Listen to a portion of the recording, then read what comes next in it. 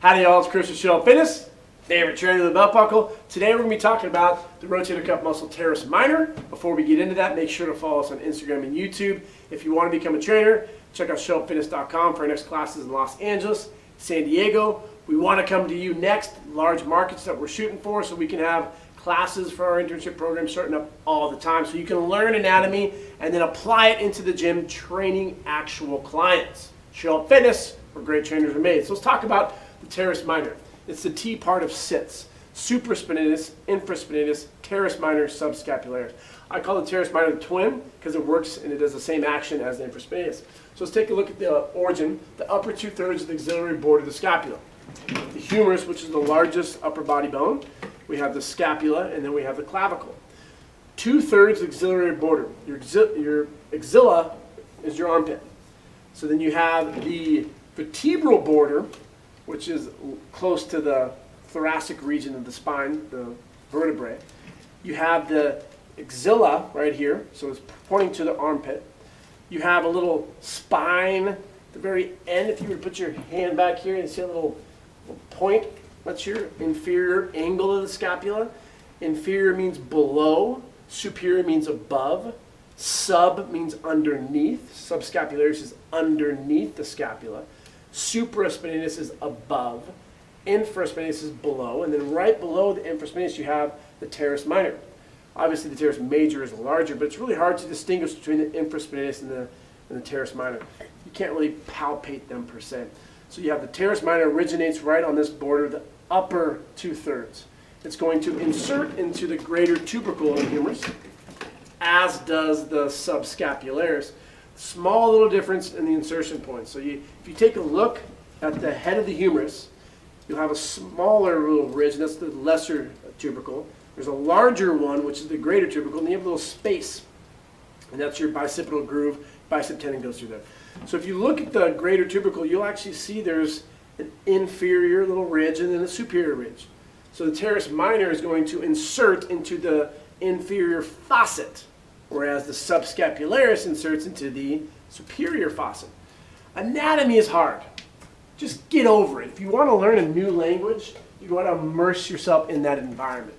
So I had a professor one time tell me that every hour of anatomy you learn, you need to spend 3 hours studying it. We use the Segan Adams Illustrated Essentials of Musculoskeletal Anatomy, the 5th edition. I don't personally like the certification anatomy textbooks like NASM, NSCA, and ACSM. They're not that great. I find that one far superior.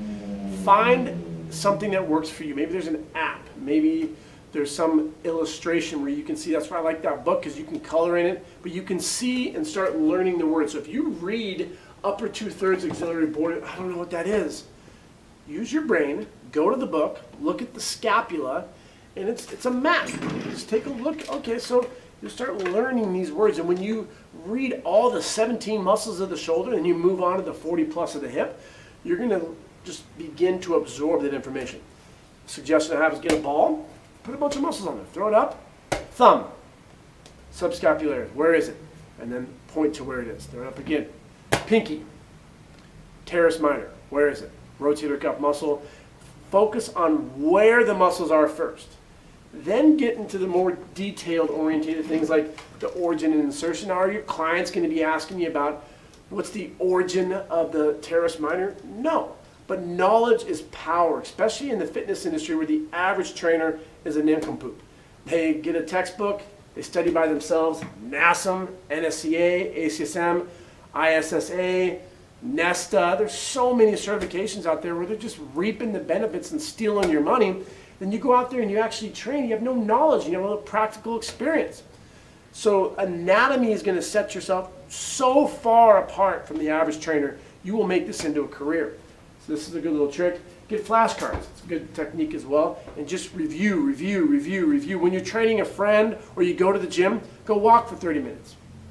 If you walk for 30 minutes, probably burn 300 to 400 calories. It can help you with your six-pack, whatever you're trying to lose some fat in. Just gotta go over it. I cannot stress it enough. People will get so frustrated. I don't know. It's so hard. It's difficult. How long have you been studying for? Oh, I can't study. I have ADD. No, it's an excuse. You go right to that. You like that pigeonhole. You like that label. You're playing the victim. Have you isolated yourself in an area, not in a coffee spot, because you got people walking around? Isolate your area away from anyone and just look at the material. And then when you get frustrated, get up, go do some sets, come back.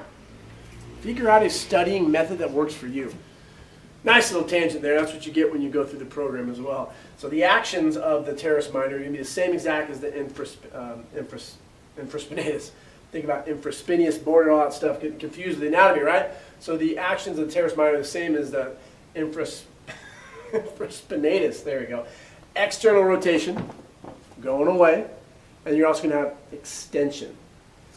So the teres minor is going to, in the sagittal plane, bring the arm back, which is extension, and it's also going to externally rotate in the transverse plane of motion. 4 rotator cuff muscles: supraspinatus, infraspinatus, teres minor, subscapularis. Some people will throw in the teres major, but these are the 4 that go with the acronym SITS. Their main role is to stabilize the head of the humerus into the glenoid fossa of the scapula. They're stabilizers, so they just keep it centrated like that. If you want to do exercises to warm up the rotator cuff, get away from the old school 80s external internal rotation. They're shrugging, they're moving their elbows all around, it's messy. Stick to things that are going to truly stabilize and activate those muscles. One of my favorites, foam roll push-up. Work on protraction, because you have to stabilize going back and forth. Come back, press, full protraction. You're taking the humerus through and the scapula through the range of motion it should. The rotator cuff muscles will be activating. If you want to do some type of external internal rotation, grab a band or a kettlebell and just work going straight up. Add some value as the trainer, give little touches, because then you have to stabilize. We want to avoid any movement anterior glenohumeral glide. That's what we got to be most concerned about. So, it's a rotator cuff muscle. Hopefully you like this. We're going to do all the muscles of the body that we'll learn here in class. The 17 muscles of the shoulder. We're going to get into the hip. This is going to help you become a great trainer. But you got to keep on doing, showing up. Make sure to follow us on